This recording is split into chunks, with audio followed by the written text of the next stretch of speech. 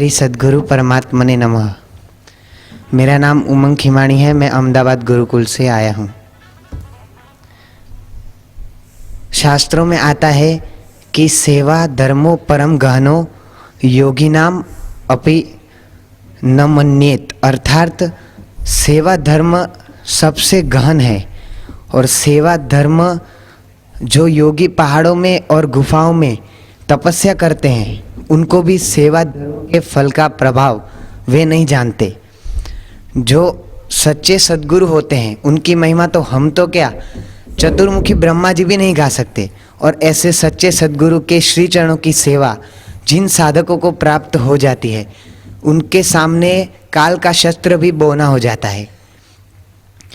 जो साधक ऐसे सद्गुरु के पावन चरण कमलों में रहकर सेवा करते हैं वे सच में बहुत धनभागी हैं। सेवा का इतना महत्व है कि जो सच्चे दिल से गुरु की सेवा में, अपने स्वामी की सेवा में लग जाता है उसको अलग से कोई साधना नहीं करनी पड़ती। शाबाश, क्या बात। ऐसे हमारे पुराणों में ऐसे कई उदाहरण हैं, जैसे संत एकनाथ जी साक्षात हमारे पूज्य गुरुदेव, और सेवकों में अग्रगण्य तो है हनुमान जी।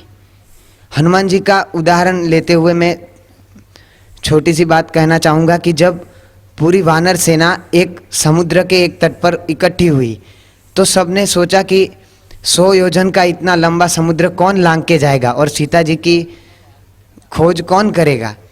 तब सभी ने हनुमान जी की ओर देखा कि हनुमान जी ही सर्वसमर्थ हैं। तब जामवंत जी कहते हैं कि पवन तनय बल पवन समाना बुद्धि विवेक विज्ञान निधाना कवन सुकाज कठिन जग माही। हनुमान जी आपके लिए कौन सा काज इस जगत में कठिन है?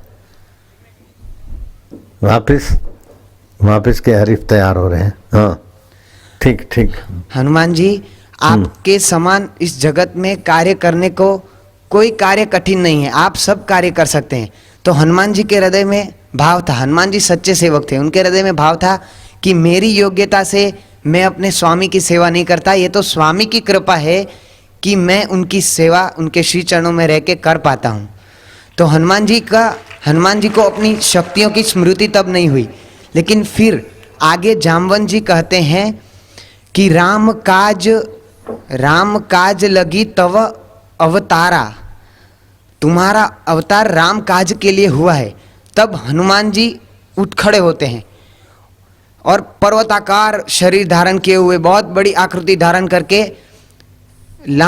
समुद्र लांघ कर लंका में जाने के लिए तैयार हो जाते हैं। तो जब हनुमान जी को यह बात कहते हैं कि आपका तो अवतार राम काज के लिए ही हुआ है, तो हनुमान जी सच्चे सेवक थे, इसलिए उन्होंने पहले अपनी स्मृति नहीं की, अपने शक्तियों की स्मृति उनको पहले नहीं हुई।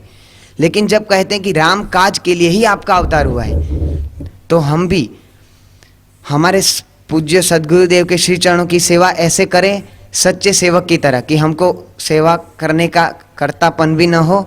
शाबाश। ये हमारे गुरुदेव की कृपा है, बड़ी भारी कृपा है कि हम इनके श्री चरणों में बैठ के सत्संग सुन पाते हैं।